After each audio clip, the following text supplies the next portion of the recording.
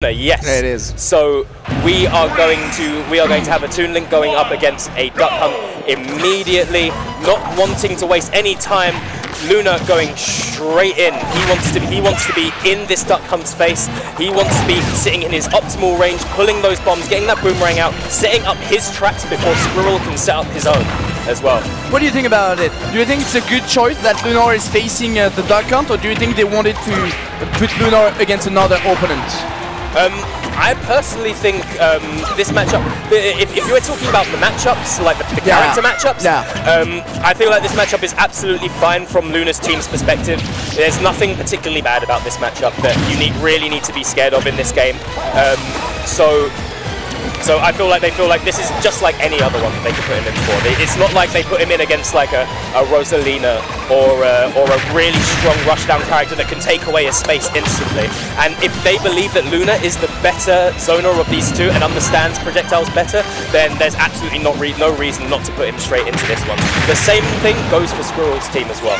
And you can see this. These guys are pretty much neck and neck, 99%, 98%. They're just going to trade percent like this. They're just going to trade percent like this. Yeah, I feel like Geeky is gonna have such a hard time against that team, and Sincho will definitely do something up. We'll see it, but definitely that aside, Lunar is taking the first stock out of Squirrel. Yeah, in fact, yes. What you just said there gave me an idea. This could all be an elaborate strategy to mean that Luigi Kid doesn't get zoned out or has less stocks of this Duck Hunt to get through, even if Squirrel loses. Okay, really poorly spaced dare right there, and he put himself right in the kind of zone where the can was able to punish easily, and Squirrel didn't even have to commit. Oh, good call here, forcing the jump, just waiting for it. He knew after the first one, he still wanted to go upward, catching him with the up air, and here we go, we're back at it. Squirrel zoning with all he got. I would love to call attention to the fact that Squirrel just spawned the can above Luna and down-aired it to him. Like, down-aired at him. I'd never see Duck Hunts doing that. I love that. Yeah, that was funny, I agree. What? Where was this side B? Yeah. Man, that's so fast. Like, the Brorens are just coming right away. That's just crazy. Nice there, though. Man, they're so dead even. The Squirrel fighting away, finding a gap, just like taking the wall control of the stage in a zoner match. This is so important, but with all the rolls. So that can is going to be almost like a shield that Duck Hunt puts up, because it creates, you know, like, did you ever used to watch Dragon Ball Z? Yeah. Like, the beam struggles in Dragon Ball Z. Yeah. Would, like, watch how these projectiles clash against each other, and it's like watching that. You force your opponent's furthest projectile back towards them. So that means the solution is to yell for 10 episodes. Okay. For 10 episodes. Okay. Yeah. The solution is just to yell louder, yell longer. Okay. But what you then see from this is what we're seeing Squirrel doing right now is that he then uses the can to like go over the beam or the projectiles of Luna. Okay. And that's then Luna needs to suddenly worry about when he throws them out. Oh, he gave him an air dodge, but Squirrel wasn't ready to capitalize on it as well. If Squirrel was maybe a tiny bit more switched on. Yeah, he didn't let two opportunities go. I feel like Toon Link get the worst physics in that game to face against Duck Hunt. Because of the fact that he's floaty, the can is taking so much space, but they're finding the bomb and the up air just sealed the deal right away. We're once again dead, even one stock each. But I feel like the floatiness of Toon Link is just so much of a trouble for him against all of the projectiles that he got. And also the side B of the dog is so important because it is a multi-hit like that. So he can just like go through the projectiles of Toon Link and then get the hit. And look at that, the down air! He just managed to DI in there. If he had been trying to DI out, he was so dead as well. If he had been trying to DI out at the point of hit right there, he'd have probably gone straight off the stage. But yeah, you are absolutely right about that. But and also because Duck Hunt has an easier time anti-airing characters, like going air to air with fair and back air as well. And then but there you go. Ah, that was really smart from Luna. He tried to throw a bomb down to flames in space and then back air as he crosses him up. Oh my god, got him, got the drop. Lunar is definitely losing all of his patience during that stock. He's always going for the attack right now, throwing his sword. No, I thought he'd be able to follow up on that there. Don't attack, he's still attacking, man. This is so dangerous, still attacking, but finally he catches him, parry, up tilt. Maybe the time for Lunar. Get the control. He just run after the dog. Come back here, you dog. He whipped the grab, and that's gonna be the no. The jive. Oh, but the can on the man on the tether! My God! Oh man, I thought it was going to be, I really thought he was dead. He was dead like one play before that hand, man. One play beforehand. He was living on a prayer for the last 10 seconds of that game, and Skrill just about manages to get it. There were so many exchanges. He started to pull away from him eventually, and Luna had to start taking a risk. He really had to start taking a risk, and eventually he had to start jumping towards him. He was getting himself air to air, fairs and bears, and then before that you started to see those pigeons, those clay pigeons coming out, and all of a sudden once you have to drop shield around that clay pigeon, you run the risk of getting clay pigeon into forward air, back air, getting confirmed, and Duck Hunt can sit at a safe distance while you have to come in like that. Yeah. And a very low risk from a player that's so far ahead in terms of one stock. Oh la la la la la la! And it's not over yet, ladies and gentlemen. This is only winner finals, the first game of that winner finals. The two best team facing each other, or maybe another one. We came out from losers actually, but look at that! My lord, the dog and the duck. The dog and the duck leading by a squirrel. Ladies and gentlemen, the wolf forest is here on stage. Man! This is like Watership Down or Bambi up there. It's just farmyard animals coming out left, right and centre. Who was this coming in again? Sorry, I forget. So that was, so Squirrel's still staying on, yeah. And this means this must be Jay, right? This must be yeah, it's Jay. Yeah, this must be Jay, who played in the first round. He played Link and took 5 freaking stock. Yeah. Jake took 5 freaking stock. Yep. He said it, ladies and gentlemen. Winner Sammy, if you want to see it, just go on the YouTube channel of Geeky Goon Squad with all the VOD will be there, and you'll see Jay taking 5 stocks against another team. I have no doubt that somebody has clipped every single one of them. And if we remember correctly, this player likes to play with up B as the axis of his meta. He likes to make his opponent think about it. Up! Get it freaking away, you duck! No! You freaking duck! I can't just listen to your master and go SD! What you doing? It's a group battle, you duck! And they're just going to start the whole thing all over again. Yeah. They're doing the right thing. They're doing the right thing. Hopefully they're switched on when they start off this time. Sometimes that happens. Yeah. You're just in the heat of the moment. You want to attack. You attack, going for it. Gives us a little bit of time to just talk to say like how Jay likes to play with the axis of his metagame is his up B. He forces his opponent back and back to the ledge. At the moment he gets them off stage, he sets up a trap, and he's usually looking to land that move. and use that. At first he'll start threatening you with the tilts. Make sure you USD that stock this time, Squirrel. We're watching you. Good boy. Good boy. But I feel one thing is like, he's playing a lot with his bomb. Obviously he is a Link, but the fire element of the can will be able to destroy the bomb of Link. So that might be tough actually. Link might lose his bomb a lot of time. So I'm really curious to see how the match is going to roll, you know. But that also means, because both of these characters, they have the unique kinds of projectiles that can hit themselves. Duck Hunt can be hit by his own can, and Link can be hit with his own bomb. So that works both ways, Bowster. So if he throws a bomb at the can just as it comes out, that'll explode and hit the Duck Hunt with both projectiles. Very true. So it works both ways. Nice little bit of damage.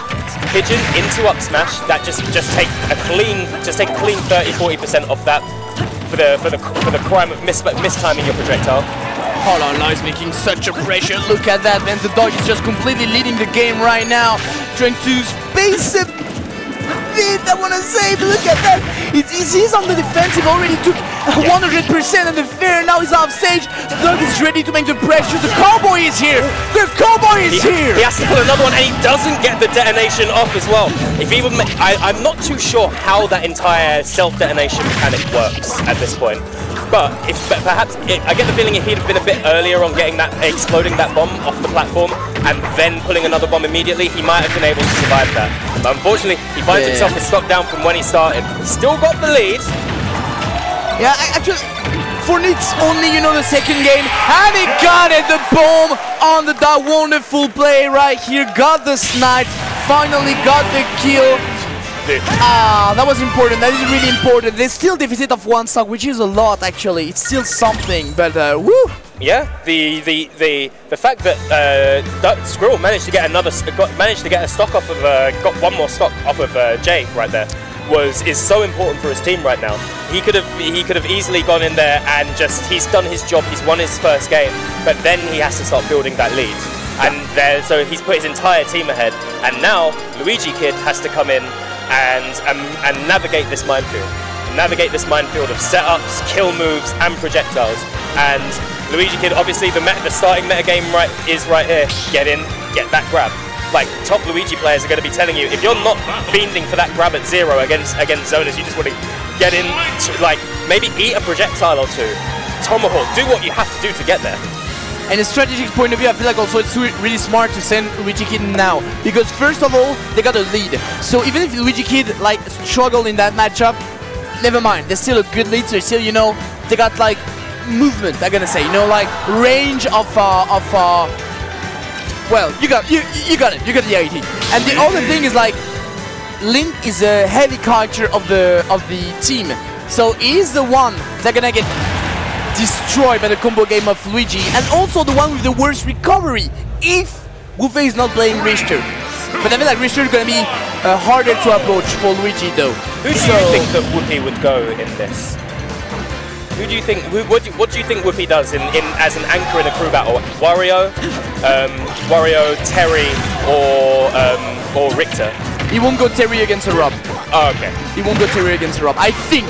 I might be wrong though. Terry only came out. I might be completely wrong, but I think he won't go Terry for sure. That aside, I won't be so sure again in between Richter or Wario. I would say Wario, but you never know, man. You never know. And you, what do you think?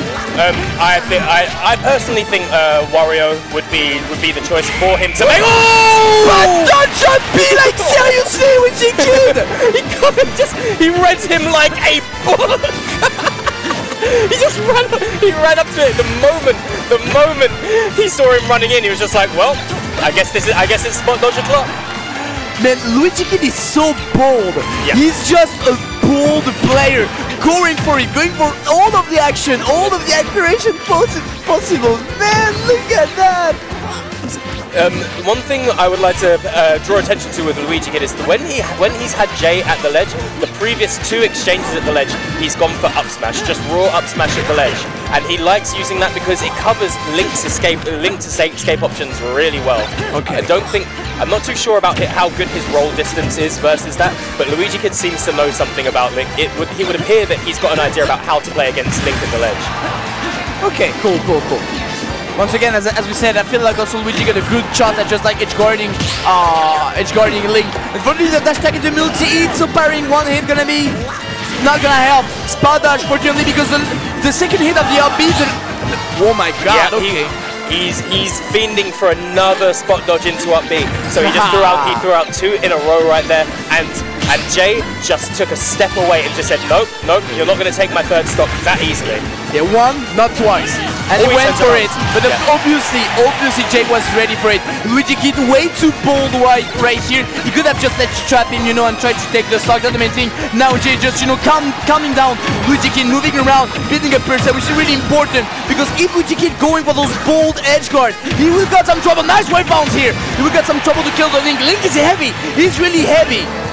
If you're, he's stuck at the ledge here. He doesn't want to have to run away, and there you go. He's going to take center stage again. He just wanted to get away so badly from that he just rolled away and took a few. He stepped like 3-4 character lengths back into the middle of the stage rather than engage with this Luigi again. There goes the up smash again. Once again, that up B, down B, he's doing it so much. Obviously gonna get punished at some time. Nice arrow right here, the bomb. Where you go? That was really stylish. What he went for right there. Oh no! No, he's living. He's alive. He's living.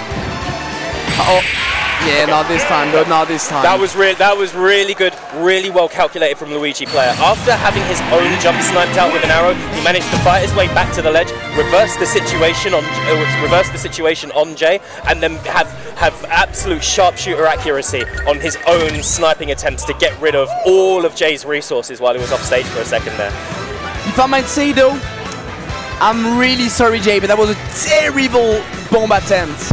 Oh, well, when he was at the ledge. This is that like the reason why he got grabbed was because he pulled out a bomb. Yes. And that was like not a good bomb at all. Yeah. Because like it was at a range, as we saw, that Luigi can just move and act on him. So tearing up a bomb without moving, just straight up on point, after doing an action, actually... That's actually almost 40 frames. Almost 40 frames with no hitbox. It's too much. It's too much to do in your opponent's face. And when Exactly. you players of the Lynx, you can see that they're stressed when they start doing these things in neutral. Very true. And that's when you know like the pressure's getting to them a little bit, and you start to see the cracks. Yeah. And that is one of the telltale cracks of when a Link player is sort of starting to fall apart. But this is where you can just jump backward and take out the bombs. Because the jump backward and the bomb will allow you to just absorb the movement of the opponent that wants to attack you. Because actually the distance was good. The thing was just like you did not move. If you move with it while going backward once again, you will have avoided the grab or any other action that Luigi would have gone for. So it would have been ready. Or here's one. You also have the option of not pulling a bomb at all and just moving backwards. He had stage control. Very true. Or do a jab or do a force jump. Very true on that. I definitely agree on that. And to answer the question, we've seen the Richter rocking the Bowie tag. Oh yeah, Bowie tag! Bowie just right here, just like you show with the feet, like yeah, man. Yeah. And we can see Bowie in the background getting live for Whoopi right now. He loves a bit of Belmont play. Oh, he man. does love a little bit of Belmont play. And this is so this is Team Norway's anchor, Whoopi, coming out, and he is getting the juggles in right now.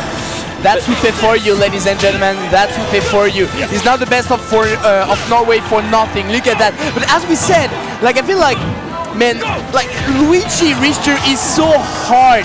He's just so hard. He's playing so well, man. Look at that. This guy is absolutely fiending for every option. He went for there were about 7 exchanges there, and he went for the aggressive option every single time. Even at the last option where he had one aggressive option left, and that was to throw out an up B, he chose to do it. Rather than give Luigi Kid any opportunity to read him or react, to read him defensively or react, he just said, no, aggression, aggression, aggression.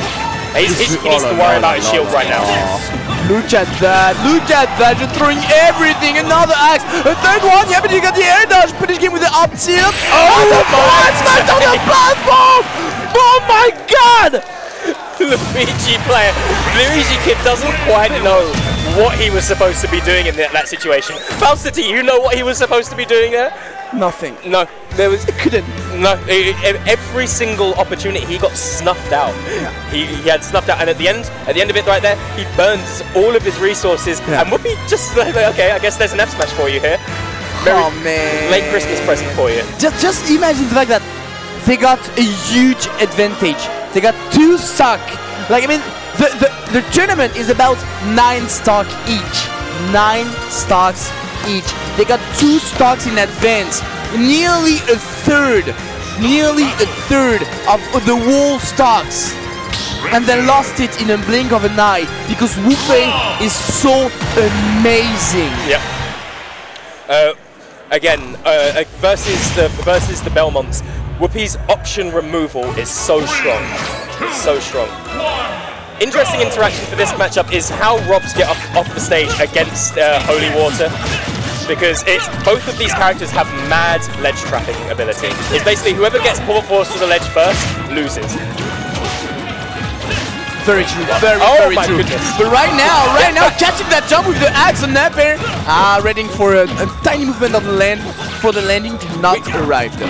We saw him throw 3 F tilts in a row, and Sintro chose a defensive option every time and tried to run away and kept giving Whoopi more and more stage control, and eventually got forced all the way back to his own ledge just by F tilt, F tilt, F tilt, and that's what I love to see against these aggressive / defensive play. This aggressive use of defensive options. Sorry.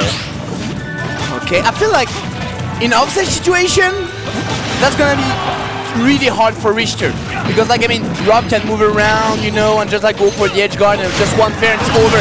But on the stage, unfortunately, Rob is too big and he does not have, oh, good call, he does not have the movement option, just, like, close up the distance against Richter. And look at Wufe going on, man, just putting him already putting 60%, 70, and still getting the control. Wufe just so good at it.